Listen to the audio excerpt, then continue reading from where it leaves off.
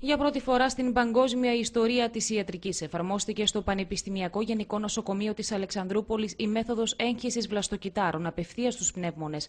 Στόχος είναι οι ασθενείς που έχουν ανίατες ασθένειες, όπως πνευμονική ίνωση και φύσιμα, ασθένειες που δίνουν 2 χρόνια ζωή, να έχουν όχι μόνο παράταση του προσδόκιμου αλλά και καλύτερες συνθήκες επιβίωσης. Οι παθήσεις του πνεύμονος οι χρόνιες, όπως είναι η πνευμονική ίνωση αλλά και το εμφύσιμα, είναι από τις πιο συχνές παθήσεις, οι οποίες περιορίζουν πάρα πολύ τη ζωή του αρρώστου. Η διαδικασία της νέας τεχνικής διαρκεί μόλις 4 ώρες και γίνεται με τοπική αναισθησία και χωρίς να υπάρχει περίπτωση το μόσχευμα, δηλαδή τα βλαστοκύτταρα, να απορριφθούν από τον οργανισμό, καθώς πρόκειται για οργανισμό από τον ίδιο τον ασθενή. Η τεχνική αυτή, η οποία θα εφαρμόσουμε σήμερα για πρώτη φορά στο νοσοκομείο και είναι και πρώτη φορά που γίνεται παγκοσμίως, είναι σε συνεργασία με μια ερευνητική ομάδα του εξωτερικού, οι οποίοι έχουν με ένα ειδικό τρόπο απομόνωσης των βλαστοκυττάρων από το λιπόδι ιστό στην περιοχή της κοιλίας, που παίρνουμε λιποαναρρόφηση. Τα κύτταρα αυτά εγχέονται στη συνέχεια μετά από ειδική επεξεργασία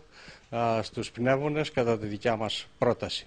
Η μέχρι τώρα μικρή εμπειρία που υπάρχει είναι η έγχυση ενδοφλέβεια, αυτό το οποίο ξέρουμε από τις λίγες προηγηθήσεις εγχύσεις από την ερευνητική αυτή ομάδα, ότι η μέθοδος είναι ασφαλής. Ο συγκεκριμένος ασθενής ήδη έχει κάνει πρώτη έγχυση αλλά ενδοφλεβίως, είναι ήδη σταθεροποιημένος και πιστεύουμε με τον τρόπο αυτό ότι θα δούμε ευχάριστα αποτελέσματα. Τα βλαστοκύτταρα λαμβάνονται από τον ασθενή με λιποαναρρόφηση και εν συνεχεία καθαρίζονται και φυλάζονται σε υγρό άζωτο μέχρι να γίνουν οι 3 εγχύσεις που απαιτούνται.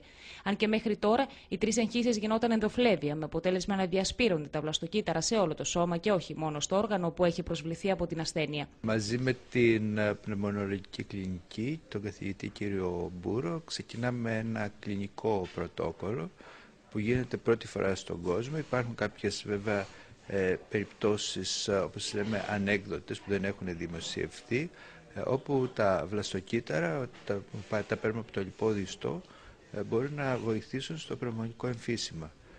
Είχαμε έναν ασθενή, στον οποίο κάναμε μια θεραπεία στην Αθήνα, στο ΙΑΣΟ, πριν από 3 περίπου μήνες, και ο ασθενής αυτός παρουσίασε μια μικρή βελτίωση. Η μικρή αυτή βελτίωση ήταν κάτι που ιατρικά φαίνεται σαν θαύμα, διότι οι ασθενείς με εμφύσιμα συνήθως χειροτερεύουν. Είχαμε φυλάξει ένα μέρος των βλαστοκυττάρων του ασθενούς στο υγρό άζωτο και τώρα θα κάνουμε μια δεύτερη χορήγηση για να δούμε αν ο ασθενής θα βελτιωθεί ακόμη περισσότερο. Η μέθοδος που εφαρμόστηκε στο Πανεπιστημιακό Γενικό Νοσοκομείο Αλεξανδρούπολης έγινε για πρώτη φορά παγκοσμίως και τα αποτελέσματα αναμένεται να είναι ιδιαίτερα αισιόδοξα για τους ασθενείς. Ο κύριος Μπούρος είχε την ιδέα πρώτη φορά στον κόσμο να χορηγήσει τα βλαστοκύτταρα με το ενδοσκόπιο ενδοβροχικά, δηλαδή κατευθείαν στον πνεύμονα, ενώ την προηγούμενη φορά τα χορηγήσαμε ενδοφλέβεια και μέσω της κυκλοφορίας πήγαν στον πνεύμονα. Σήμερα θα χορηγήσουμε ένα μέρος των βλαστοκυττάρων με το βροχοσκόπιο και ένα μέρος τα υπόλοιπα ενδοφλέβεια. Και θα παρακολουθήσουμε τον ασθενή. Μέχρι στιγμής η μέθοδος της ενδοφλέβειας χορήγησης βλαστοκυττάρων έγινε σε 600 ασθενείς σε όλο τον κόσμο και για πρώτη φορά χορηγούνται με βροχοσκόπηση. Έχουμε κάνει πάνω από 600 άτομα με αυτή τη τεχνολογία για διάφορες αρρώστιες στην Ασία και είχαμε δει προπαντός ένα άτομο, έναν Σουηδό που είχε εμφυσίμα που κάναμε το 2006 και είδε κάποια καλυτέρευση, σε κάποια αρρώστια που δεν υπάρχει καλυτέρευση. Τώρα δεν τον παρακολουθήσαμε καλά, δεν είχαμε και τους ειδικούς γιατρούς τότε, αλλά αυτό κάπου το άκουσε ο κύριος Κανέλος σε κάποια εφημερίδα και δημιούργησε ένα έργο τώρα που έχουμε φτάσει μέχρι εδώ. Και για την ώρα τα αποτελέσματα φαίνονται encouraging, ας πούμε, και μαζί με κάτι άλλοι καθηγητές στην Αμερική και στην Ινδία θα αρχίσουν να κάνουν μεγάλη έρευνα να δούμε πού θα βγάλει αυτό το αποτέλεσμα. Ο πρώτος άνθρωπος που υποβλήθηκε στην έγχυση βλαστοκυττάρων με βροχοσκόπηση είναι ο κύριος Σπύρος, που ήταν και αυτός που ανακάλυψε την τεχνική της αυστραλοασιατικής εταιρείας και ενημέρωσε τον κύριο Μπούρο, ο οποίος όμως την ανέπτυξε ακόμη περισσότερο. Ήρθα εδώ πέρα για να κάνω για δεύτερη φορά έγχυση βλαστοκυττάρων στους πνεύμονες, που έχω πολύ σοβαρή, πιο σοβαρή δεν γίνεται, ασθένεια. Και ελπίζω μήπως τα βλαστοκύτταρα κάνουν κάτι.